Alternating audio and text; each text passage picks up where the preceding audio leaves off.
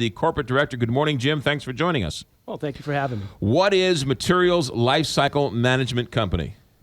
Basically, as the name says, it's a company that takes materials that are of a non-recyclable nature and extends their life cycle through means of beneficial use. So simply put, we take materials that would otherwise be discarded in landfills as waste, Right. and we make a clean coal substitute out of it that's used in energy-intensive businesses like power generation, cement and lime manufacturing, and other types of industrial manufacturing applications. All right, let's get to the story. You guys are based in New England? Yes, sir, Massachusetts. And you're starting to branch out, and one of the first places you came to was here in St. Louis. Correct. Why?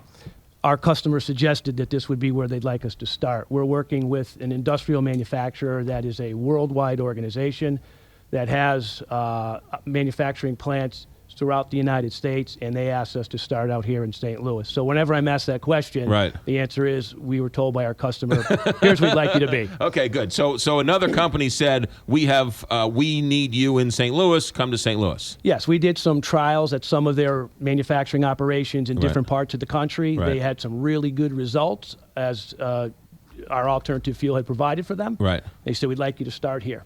I know. Going future, going out. Everything's going to be about energy. Whether it's oil, whether it's gas, whether it's coal, whether it's solar, nuclear. It's all about energy going forward. So take me through the technology. What's the new technology in this that is so fantastic?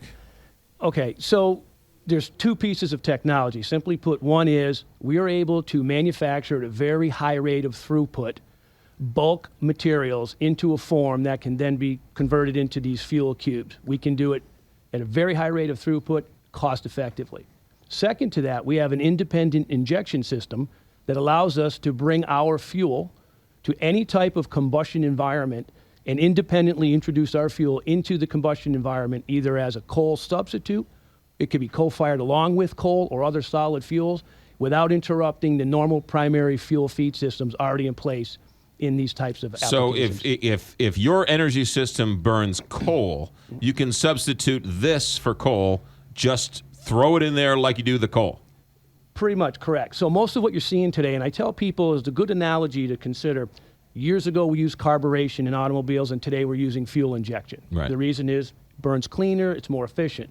So today what you have in most of these types of power production, power plants or energy intensive industrial applications, it's suspension burning. So it's pulverized coal that's going into these units and it burns in the air, in suspension. Right. We're able to do that with our solid fuel cubes as well. So we can fire alongside of their primary fuel, independent of going through their feed system. So at a power plant, for an example, they have a coal mill that pulverizes solid coal into like talcum powder. Right. And it sprays it into the combustion chamber. Got it. That's exactly what we do, but not utilizing their equipment. We use our own equipment, which we provide as part of our... Coal is in some trouble. Coal is sort of plummeting and having all sorts of issues, whether it's clean or not or whatever else, and people are sort of going away from coal. Is this less expensive than coal? This business has been around since 1998. Up until recently, where coal has gone down significantly in price, Right. we were far more cost effective than coal. Today, we're about the same on a BTU basis, which is the energy measurement equivalent. Gotcha. We're about the same in terms of price. However, we are significantly more advantageous from an emission standpoint as far as what's being introduced into the environment. Because of the things you're taking out of the landfills and the things you're burning is cleaner, safer, better than coal. So two things. One, we don't take anything out of the landfill. What we do, McGraw, is we go to businesses in the greater St. Louis area and we purchase their materials that they would normally throw away Right. before they go into the landfill. We buy them directly from the generating business. Okay. Those materials then come to our facility and they're used in a process that then renders it into the fuel.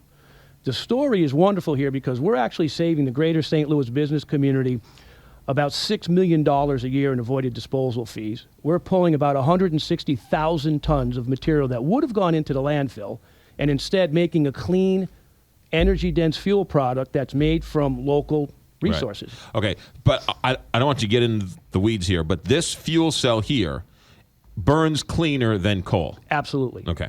Now, this is interesting. How long have you been in St. Louis? I've been here for approximately 3 years. Okay. Wonderful community. How many? That's very nice to pander. How many employees do you have here? Approximately 25 right now. 25 right now, but you're always growing and expanding and looking. The plant we have in Bridgeton will have approximately 50 full-time employees at full capacity. And what that plant does is it turns this, what was normally waste material, into these fuel cells. Correct. Okay. So you need businesses, instead of throwing their materials into the landfill, to give them to you. What are you looking for from businesses? It's simple. It's basically simply put this way.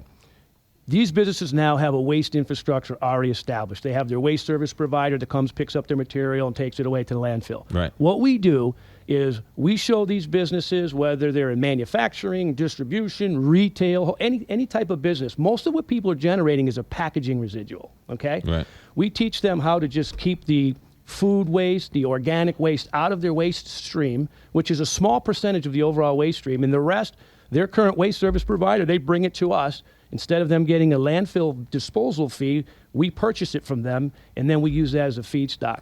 This fuel you're looking at is made of basically polymer-coated papers, wood, and other non-recyclable materials that you would get in the form of like labels and things like that, and packaging. So is it safe to say paper products? Is that a good rule of thumb? Paper and polymer products. This is basically paper, polymer, and wood. What is polymer? It's essentially a plastic, but you'll find a lot of it in food packaging where they have a polymer coating on it so that it can. Oh yeah, like a plastic plate or something that has. Well, if you go to like one of your restaurants and you buy a sandwich, it's got the sandwich wrap, right, and it doesn't break down from the moisture of the food because it has what they call a wet strength or a polymer application on it. Gotcha. That's what makes those papers non-recyclable. That's why they would normally go to the landfill. We extend the life cycle by manufacturing into the fuel. So you're looking for companies. You go to a company and you say, look, separate your good from your bad. We'll take the stuff we want. We'll pay you for that.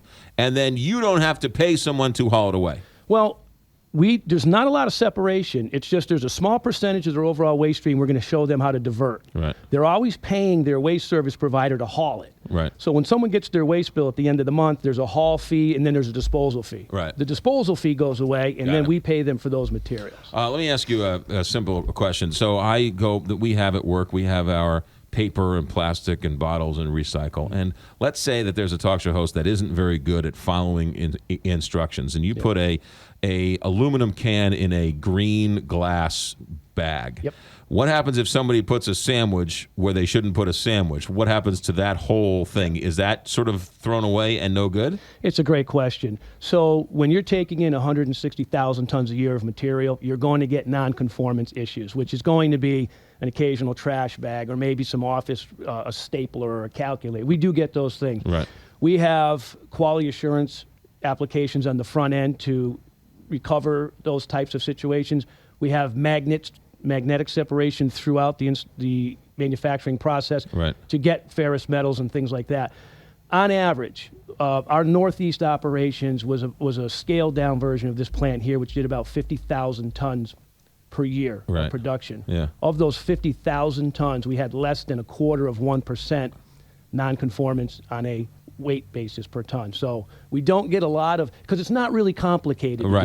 You know? Yeah. So, but you have a system in place to take out the random calculator or the random aluminum can. And we do. And again, I'm not going to mention, but we're doing business with the greater St. Louis business skyline here, the who's who of the St. Louis business community. Most of them, we're working with them. So if it was complicated, you wouldn't get these large organizations. Right, to do it. Yeah. But the benefit of the company is, yes, you're keeping stuff out of the landfill, but also they're making a little money on the things they would normally throw away. There's an economic benefit, but also just the culture surrounding sustainability today, not just here in the greater St. Louis area, but throughout the United States, is rapidly growing. You have companies out there, some of your brand companies, that won't do business with companies that use landfills.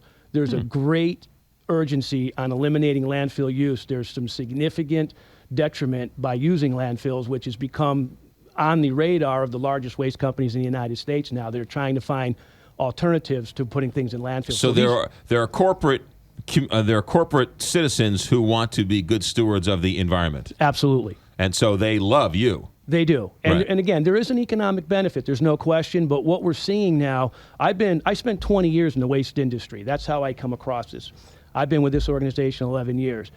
When I first started this, it was purely based on economics. Right. Today, what you're seeing, companies would actually spend more money to send things to a non-landfill entity for just proper end use or whatever, as opposed to putting it in a landfill.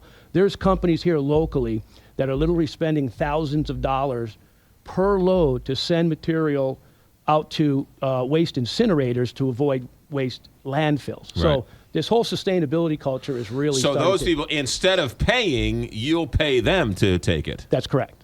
So you got to get to those companies. Right. We have a full-time material sourcing force of about 7 people Right. here, which makes up part of those 25 jobs Right. that do nothing but go out, meet local businesses, talk about the program, implement our programs, and then bring them on as suppliers to MLMC. Okay, Jim Ledoux is with us. He's a corporate director for the company's called Materials Lifecycle Management Company. So how small of a company will you work with?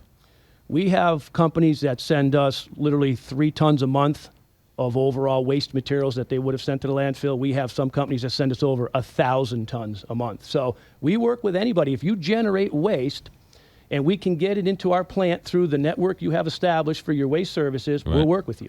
What about sawdust? Do you take sawdust? We take wood products, and some of the wood products that come in do have sawdust in with it, but we don't take purely sawdust loads just because of the dust component. Huh. All Interesting. of this is done indoors, by the way. Right. We have an 88,000 square foot facility. All the trucks literally drive into the building. All the materials are received so we don't try to take in high dust type kind of loads. Gotcha. Okay, so you have a couple of fuel cells here. Are these then they're just sort of bricks of looks like really crushed paper products, more or less. Yeah. Right? Yeah. So these fuel cubes, the density, they weigh about 600 pounds per cubic yard. Mm-hmm. And they're manufactured, as you can see, from different types of non-recyclable papers, coated papers, and They so don't, forth. it doesn't smell at all either. No. I mean, it smells fresh. No, if Yeah. you walk into our plant at any given time, we have hundreds of tons of material on our floor. There's virtually no odor. Right. And can I throw one of these in a fire pit? Yes, you can. Now, the difference is that has a higher heat component than firewood. So firewood, as an example, would have anywhere from 6,000 to 8,000 BTUs per pound, depending on the moisture. This has 10. So it's a little hotter than firewood, so it'll heat your stove up pretty good. Really? What about like barbecue and stuff or whatever? You can. I don't think that I'd want to cook off of it. Right. But again, for a heat source, it's a great commercial heat source. Yeah. We don't sell it to residential. This is strictly a commercial fuel. Right. And again, used to replace. So if somebody has a wood burning stove, you wouldn't sell it to them to put it in there. No, because it's not really our market. Gotcha. We've targeted commercial, large, high volume coal users. Is what we've Gotcha. targeted. Yeah, really interesting stuff. Okay, so I know there's companies out there who are dying to find out more. How do they go? What do they do? Who do they call? They can give us a call. We're located in Bridgeton, and the telephone number is 314-202-5254. They can call anytime. We have people there, be happy to answer any questions. Right. And we have qualified, knowledgeable people that come out and help them understand how the program works. What's the website? www.notwaste.com. Notwaste.com. Notwaste.com. It's as simple as that. In Bridgeton, the company is called Materials Lifecycle Management Company. Anything else, Jim, that we need to touch on? Well, I'd just love to hear from any of the businesses that would like to encounter MLMC to avoid the landfills. We have a great solution, and it's not too good to be true. It really is what it is. We'd love to hear from you. And you know what? It's got to be good because I still put him on the air, even though he's a New England Patriots fan and a Tom Brady fan. So I have overlooked that. That's how good this is. Jim, thanks for coming in. Thanks for having me, Rob. You got it. 9:23 here. Big